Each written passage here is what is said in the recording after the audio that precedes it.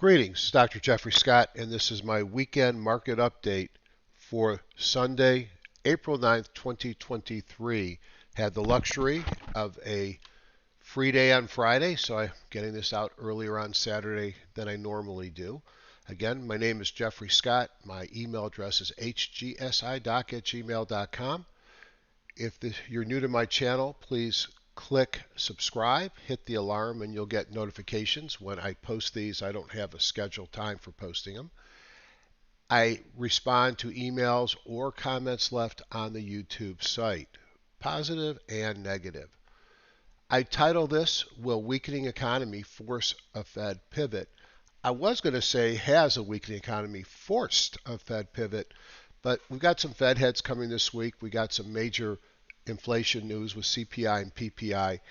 And I think it's still a question mark of whether there's been a pivot or not.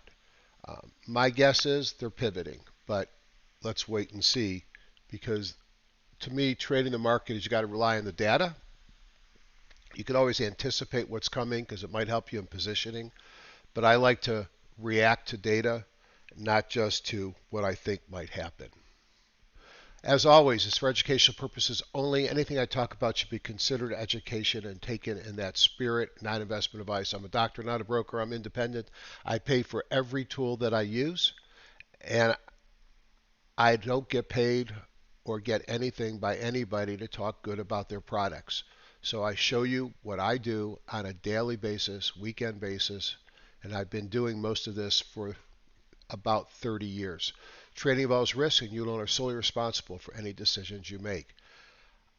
I will be speaking on April 22nd at 10 a.m. So considering that today is the 8th, then I guess that means 2 weeks from today. And I'll be out in Santa Fe, I think, when I'm doing that. So it'll be bright and early in the morning when I speak for me. If you haven't registered yet, please use my link. I'll put it in the YouTube remarks area. I don't get any financial consideration if you use my link, but if you think about it, I'm not, I have a full-time job. I'm a healthcare technology chief medical officer and president of population health of a company that I was one of the founders. And I don't have a website for trading. I have a place where I post some videos. I don't charge for any of my services except for some of my indicators through Wealth Charts. So the fact that they let me speak is kind of bizarre because I don't like bring thousands of people. But anyways, I appreciate it. I will put this link in there. That's my mug before I grew a goatee and a few years ago. I mentioned I do have a site that I post videos, and this is something that I have a relationship, because I mentioned I got some indicators in Wealth Charts, and they keep this and maintain it for me. I send them the videos in the morning or the night before, and they post them. I try and do them nightly. I try and repeat what I do on the weekend, but do it in 10 minutes or less. I travel a lot with my day job, so I do the best that I can. And then for those that are interested in live meetings, especially if you live on the West Coast, there weren't a lot of spots left when I checked. And here's the email for Greg Mills, who's the person running the meeting. This is a live meeting. I'll be live speaking. I'll have a couple of folks joining me online as speakers. It's a low budget meeting. It's $400. It's a Friday, Saturday, Sunday program with Thursday meet and greet. Love to see you there. I do 2 live events. I do this one in the June timeframe, and if my schedule allows, I do one in early December. I enjoy standing in front of a live audience, and I enjoy the interaction that you don't get when you do a web video. So if we look at the markets, one of the problems with, I use HDSI just to capture these pictures. www.highgrowthstock.com, and like most sites, it can tell me 1 week performance or 5-day performance. The problem is when you get a 4-day market week. So I've actually looked at 4 days, and this is important because notice there's a lot more red when you look at 4 days than the 5 days, and that's because a week ago Friday was a super strong day in the market. So if we look at the market, we saw the Dow was up on the week, up a teeny bit. But then you look at the FANGs were down considerably. Spiders were flat, and not a YSE broad base was up a tad on the week. The Qs and the Russell were down. The Russell down the most of the major indices. And if small caps are weak and growth is weak, with the Qs being down 0.9, then you have a good chance that things like the IBD 50 ETF and the Cathie Wood ARK Innovation ETF are down, and they were. Now, remember, I like to say that we're still in a bull market on the Qs now. We are. We're up 25% since the October 13th low. So, do with that what you want. This gives you a sense of where we are off the 52-week highs. We have now started to lap the 52-week highs, and that means that we may be not reflecting the highest high of the market, because if it says April 7th then or April 6th as being the high, that's the 52-week limitation or the look back. I like this Q edge graphic. It tells me a sense of what the market's doing. And when I see 58% of the stocks above the midline in their Bollinger Bands in the S&P 1500, that pretty much tells me we're in a neutral market. And you could see on Friday, 55% of the sectors were down, 44% of the industry groups, and 46% of the stocks. The big losers were energy after a big run up earlier in the week, which we'll talk about some. And the big gainer, well, I guess communication, real estate, utilities all showed something. Financials, surprisingly, and healthcare.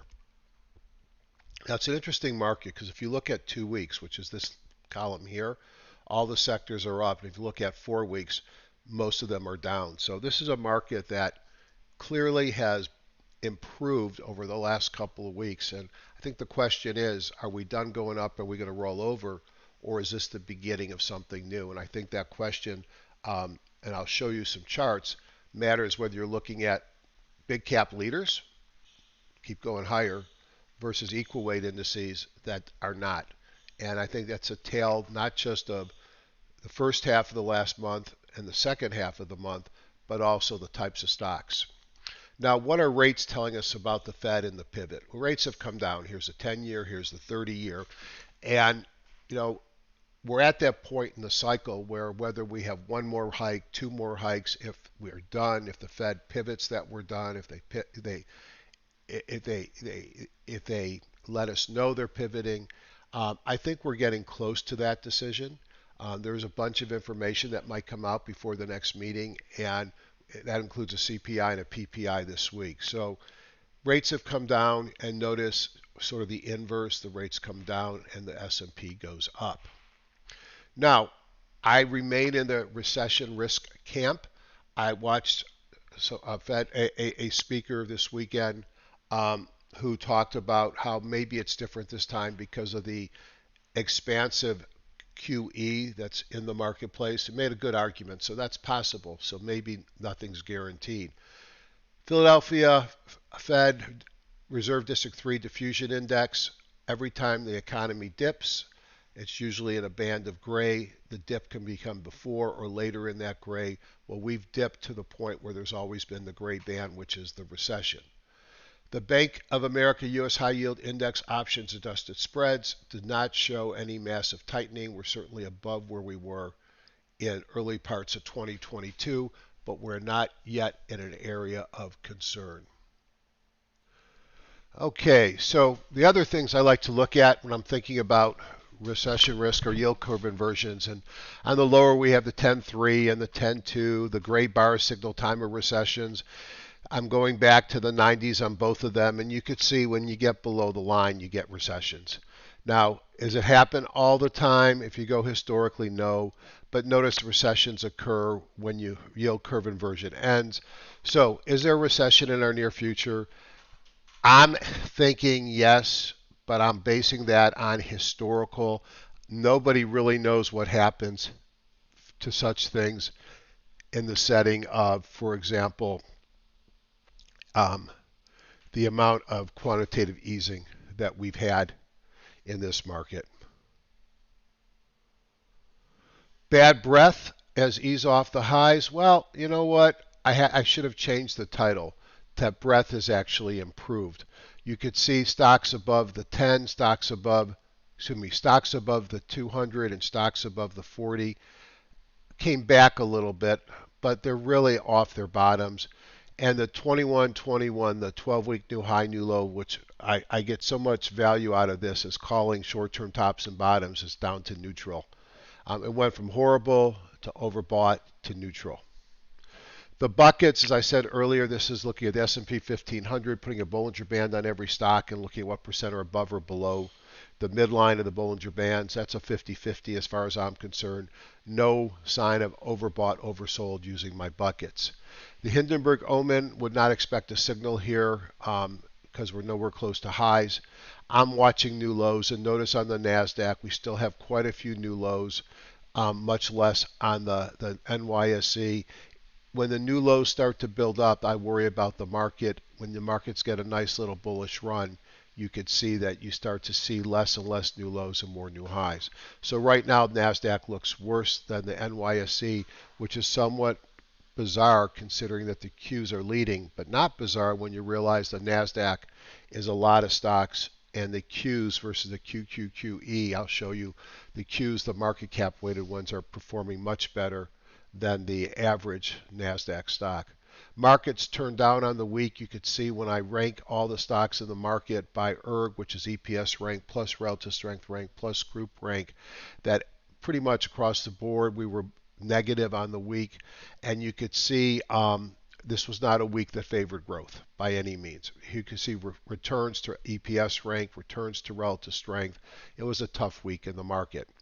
I really enjoy this black swan indicator by Dr. Euro Dollar and or Dr. 354 down here. And this is a weekly and a monthly. And, the red tells you to get nervous. The yellow, when it comes in after the red, is when the market falls. So we're still getting a dangerous market and have not turned yellow as of yet. Interestingly, when this thing seems to work best is when we have recessions and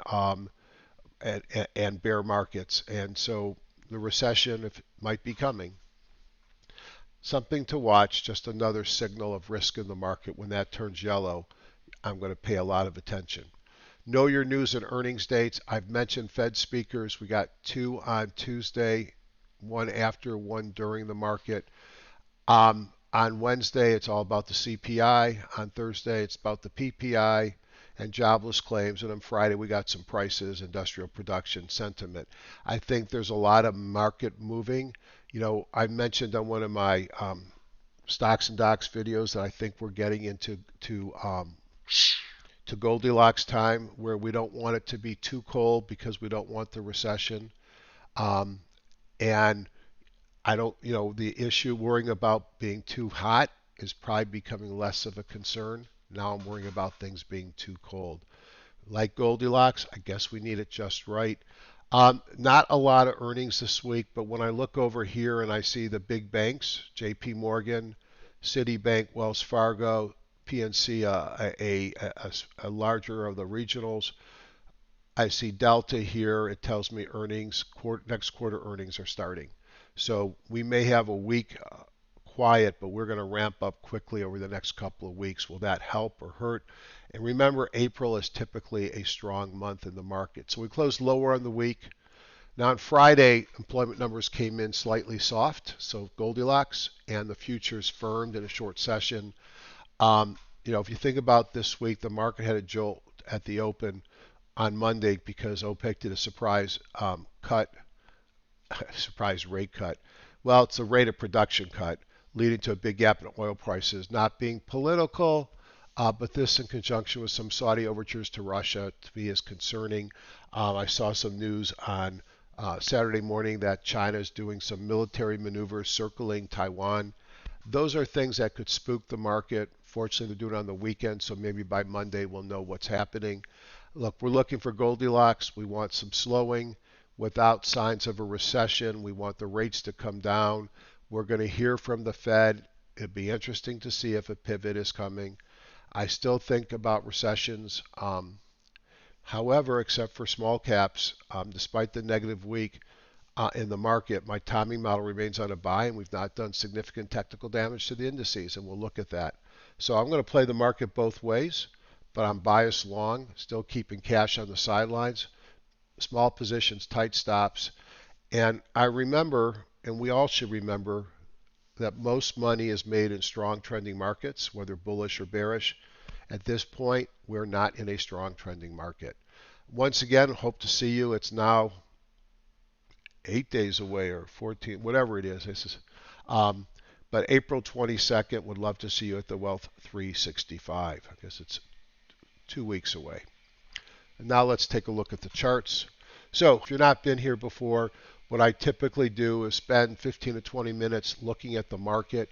And if you wonder why, it's because I'm a top-down guy, and most of what's going to happen this week is going to be determined by the market.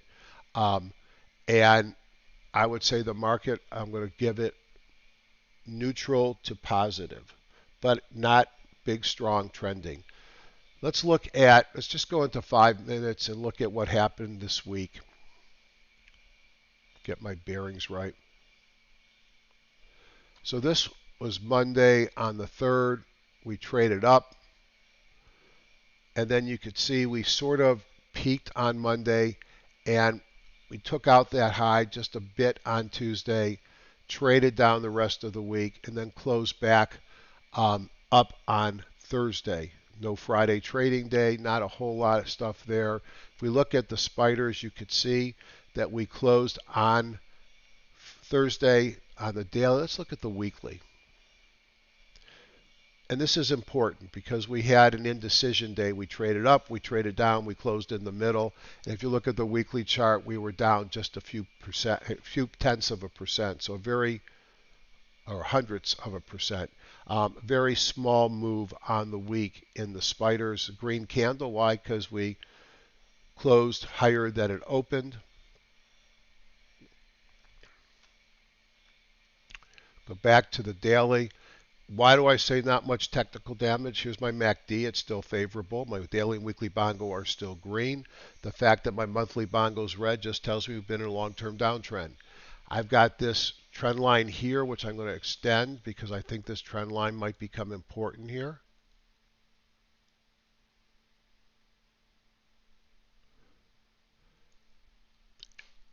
We're above my trend line. We're above the 50. We're above the 200.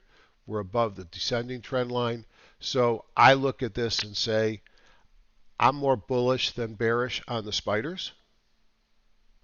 If I go and I look across the other indices, we're going to see two look like this and one does not. Here is the Qs. And again, it's hard not to feel more bullish than bearish. A little bit of a flag forming on the Qs. Above the 50 and the 200, look at the ascent of the 50. Again, how is that a bearish formation? It's not.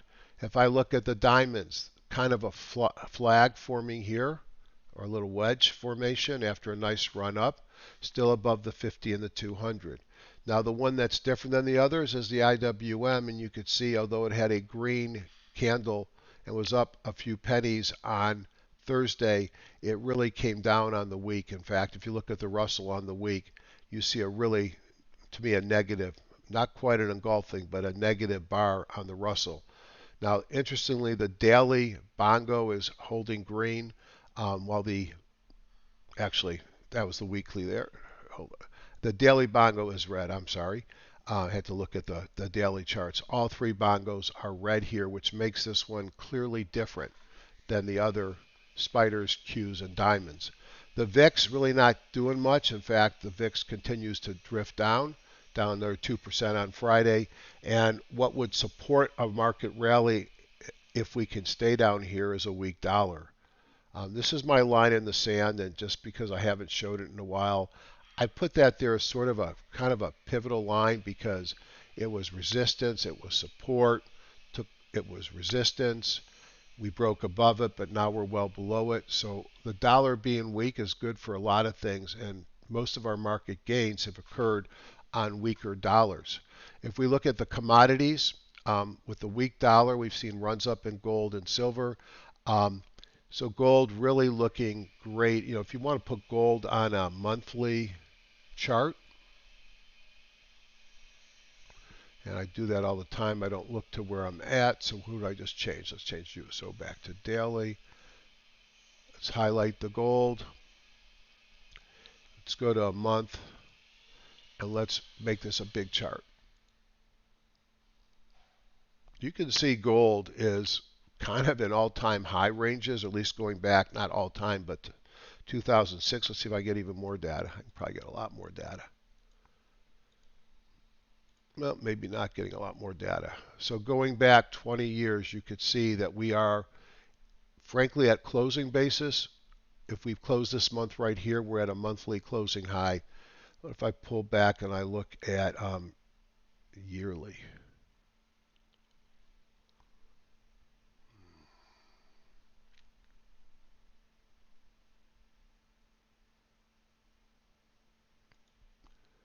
actually, I want to look at this instead. Let me go here and look at gold versus the spider.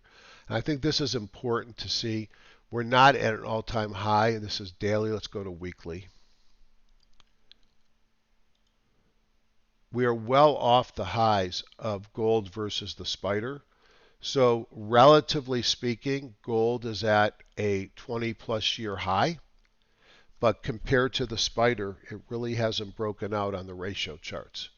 But gold has been a place to be, both from a defensive perspective as well as with the weak dollar. Gave up a little bit end of the week. Silver, which was lagging, is now right up here with gold.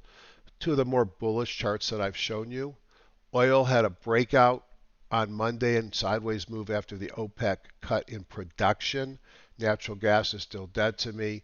And something else that's probably supportive to the markets is flat day on the close, even though it's a green candle, but the 10 years really broken down and really isn't showing a whole lot of life.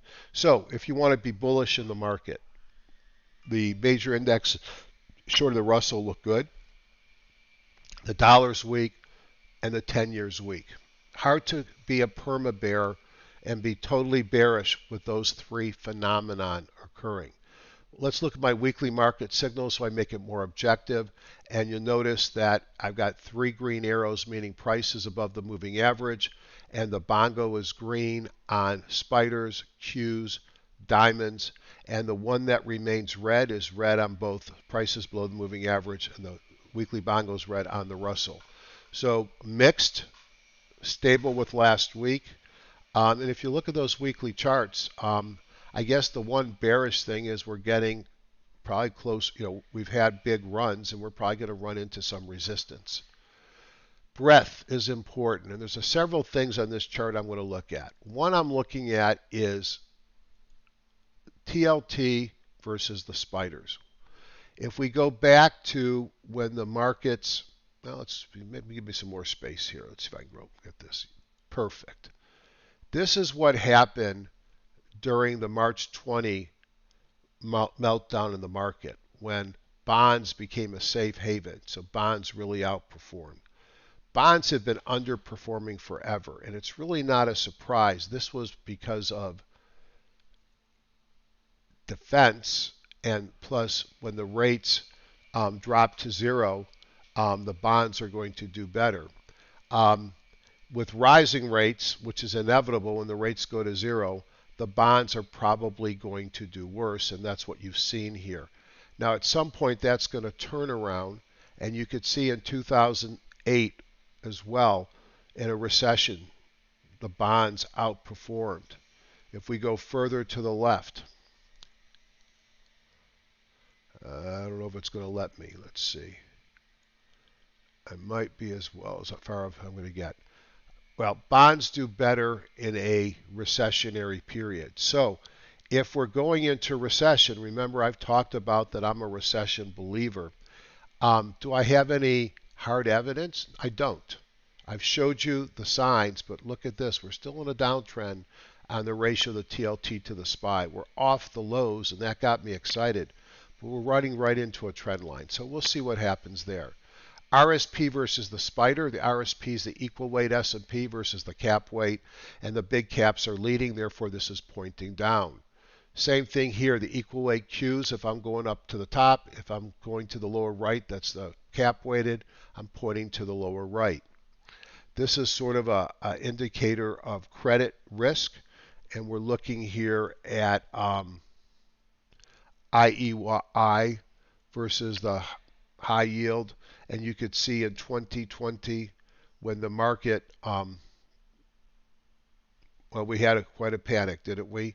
You could see a spike in credit risk, tightening credit. You saw it back here with in the tantrum area. We're up off the lows, but we have not anything that looks like either of these with a big spike.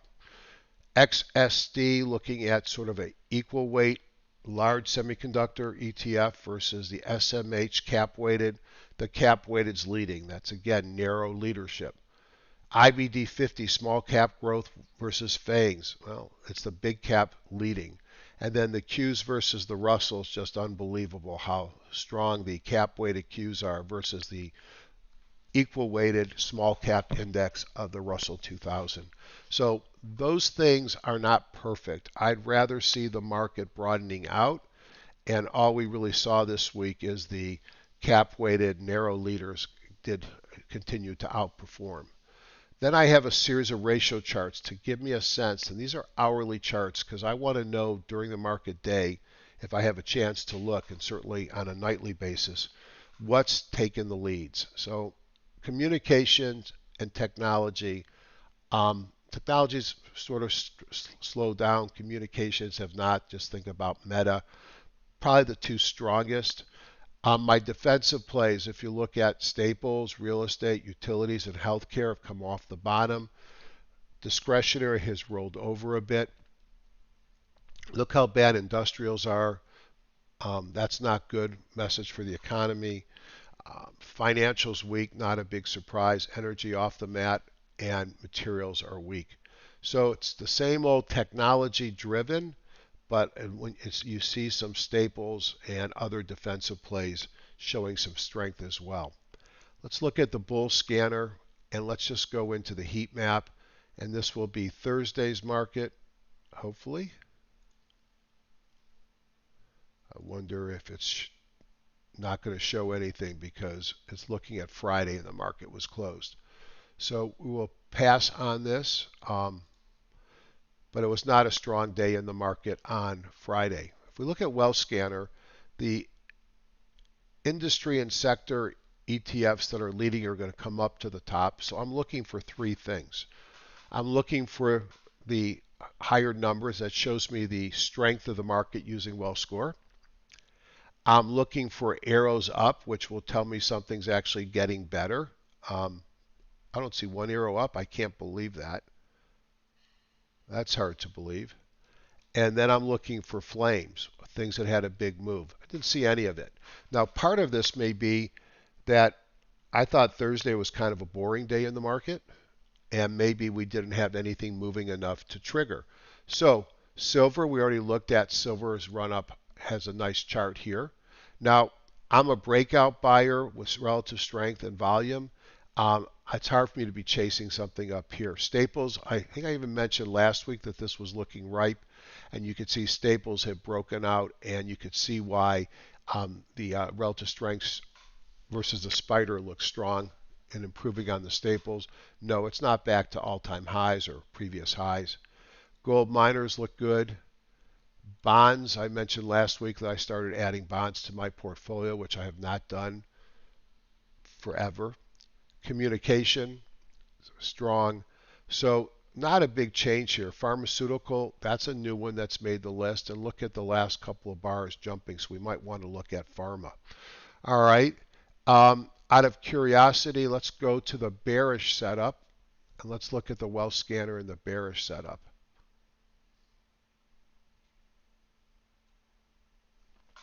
Now remember, with three markets up, I don't expect to see a lot here. And in fact, even though these are bearish setups, you can see the numbers minus 500. I think these only go up to 650. Notice there's lots of arrows, meaning the bearishness is weakening in all of these. That's interesting. All right, let's go back to my bullish setup. So now I've identified in my mind what I want to look at. I might want to look at technology. I definitely want to look at communications. I might want to look at staples because that's what's working in the market right now. And that big pharma intrigues me. The reason why I had the CAT scanner built is because it's designed to find the exact stocks that I want to buy. So let me characterize what I mean by that. Bum, bum, bum, bum, bum.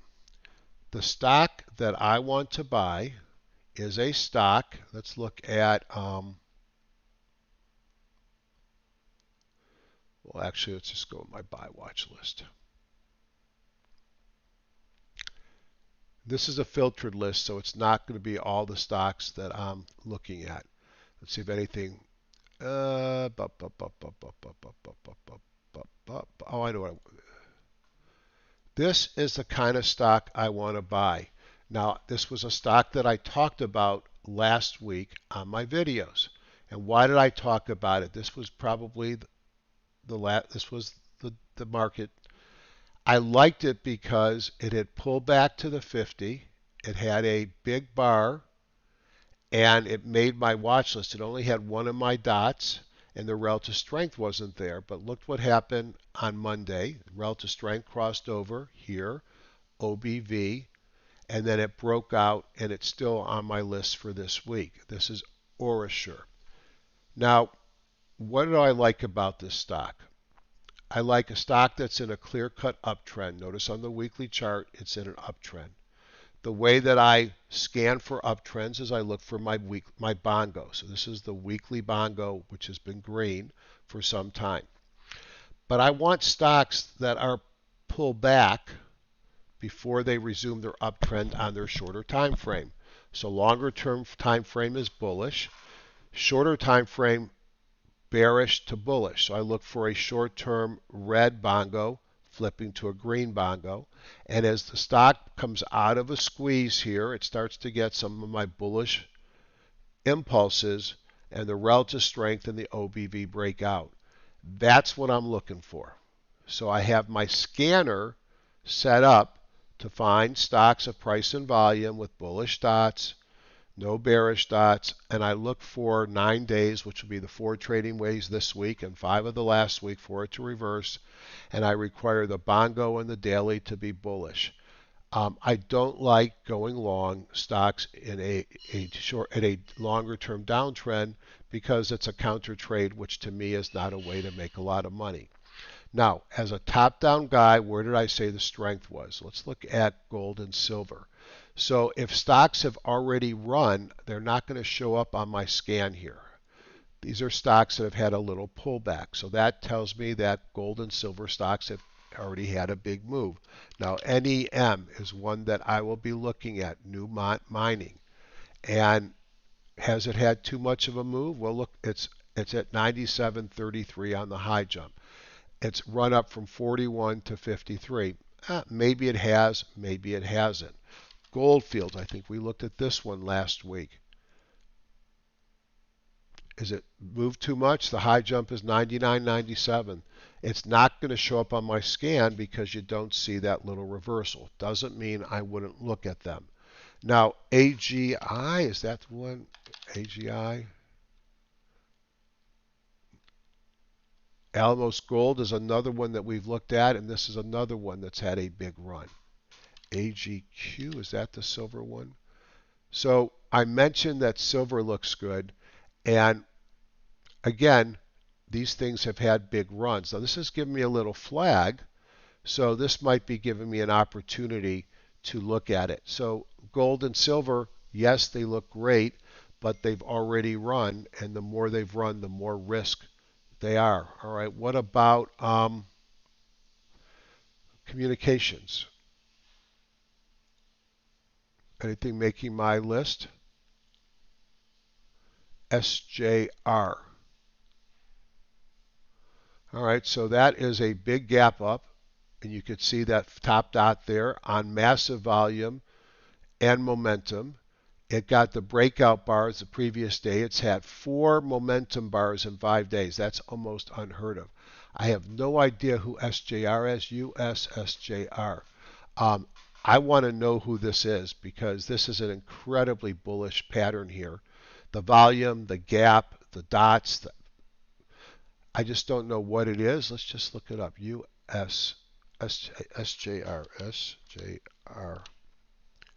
Shaw Communications. Okay, well, I'd make sure there wasn't a takeout. Maybe there was earnings, but whoa, that is an incredibly looking bullish chart. Now, is this gap too far? This is a big gap up. I could put my stop just below the bottom of that gap and not be nervous trading this. So that looks really good. S. This is one that one of my friends who's in the radio industry always keeps me away from. And that's a good thing because you can see how it's done over time. This one's trying to break out of a trading range. I'm less excited by Sentinel 1. Roblox is a stock that's been maligned. It's a Cathie Wood stock. It's had a major sell-off, but look at this. It has a nice run, pull back to the 17, relative strengths above its moving average. Now, obviously, the best stock in communications is Meta right now. It's hard to say it's gone too far because whenever you say that, it keeps going. It's not that extended, or it's not at a level of extension that's problematic. It's at 73 on the high-low jump. So this is a leader now. And if the Qs stay strong, I mean, right now, I think what's driving the Qs very much. Big fan of Meta here. All right, so that's communications. And TTD, which I thought was an advertising platform, had a very interesting day on Thursday. Bullish engulfing, which is great. Green dots, relative strength perking up, and it just reversed in the bongo and the weekly strong. So those are some stocks in communications I'm going to look for. And the last thing I showed strength in was consumer staples. Now, I've made all these lists. They're easy to do within wealth charts. And one of the ones that I like a lot this week is Lamb Weston, which I've actually liked for some time. Now, considering it was a negative day, I'm not going to punish it too much for giving sort of this appearance here. It's closed well off the high. I wouldn't buy it until it's got to trade above the close of the day before I'd be interested. I'd rather see it above the high, although it might be too far away, to make sure this isn't a shooting star and signaling that it's going to fall. But here's a stock. Look at the relative strength and OBV are great. Two bullish dots, reversal on the daily, reversal on the weekly, but it's green. And the 17 coming above the 50 on massive volume. Lamb Weston looks good. 5 below, discount shopping. Nice uptrend pullback, 2 dots. Relative strength's not doing much. I put that on my watch to look at. Church and Dwight, they make a lot of the things that are probably in your bathroom that you use every morning, has broken out. This is a staple, and this is a stock that really ran well in the first half of 22 when the market was selling off hard. Clorox bleach, this tells me it's been in a squeeze too. Right up against the 200, so I'd probably pass on that.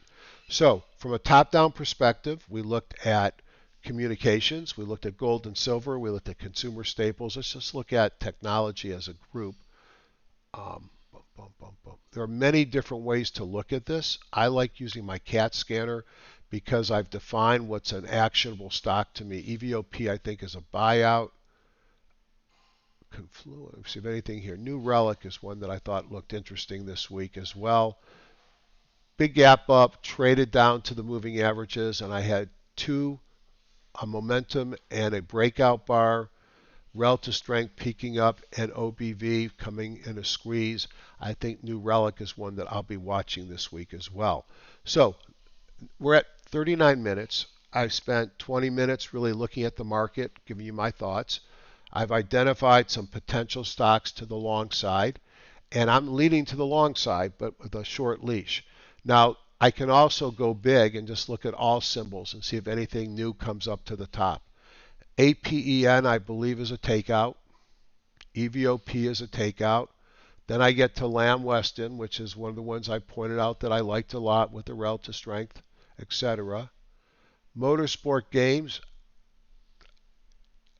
I don't like the chart, and I wouldn't probably play this, but if somebody knows something, they might know, big sell-off, but it's bouncing here with 3 dots and massive volume, just not one that I like to look at. Point.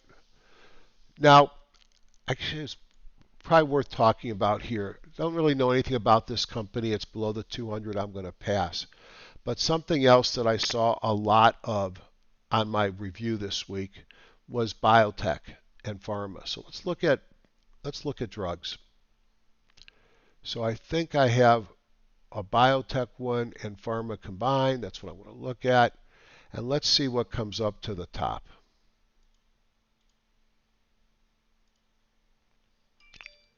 Point we just looked at. Legend Biotech, I think they did the 2 words that the markets like to hear. Strategic.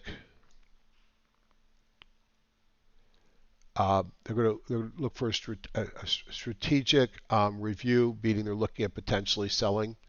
So Legend Biotech, this is one that has had a nice sell-off. Look at relative strength and OBV turning up. 2 days in a row of the momentum, 2 days of breakouts.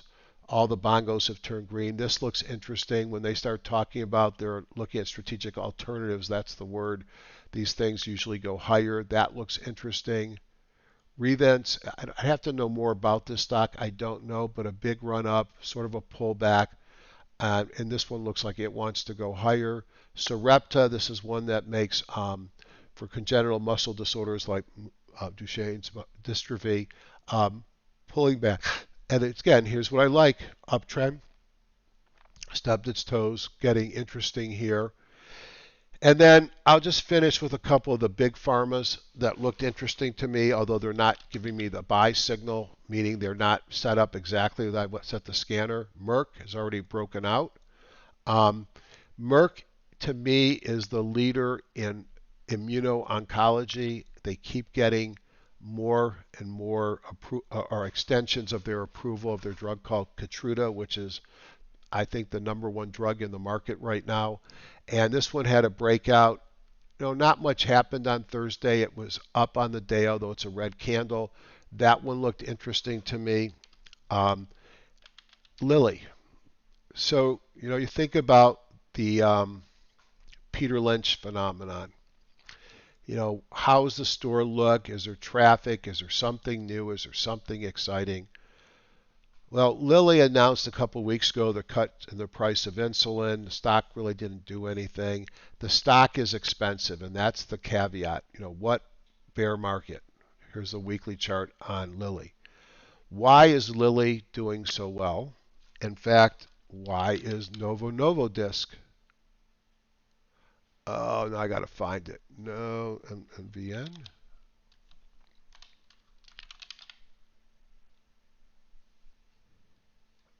Oh, let me see if I can find it. I thought it was an OVO. And why is Novo Nordisk, similar pattern, doing so well? So, I'll give you, there's a drug on the market, and it made it to the New York Times this week, called Mounjaro, Monjaurno. It is a diabetes medicine. Every chubby physician and healthcare professional I know, including yours truly, have been taking that drug off label. Off label means we're using a drug because we think there's a reason to it, but off label, the FDA has not approved it.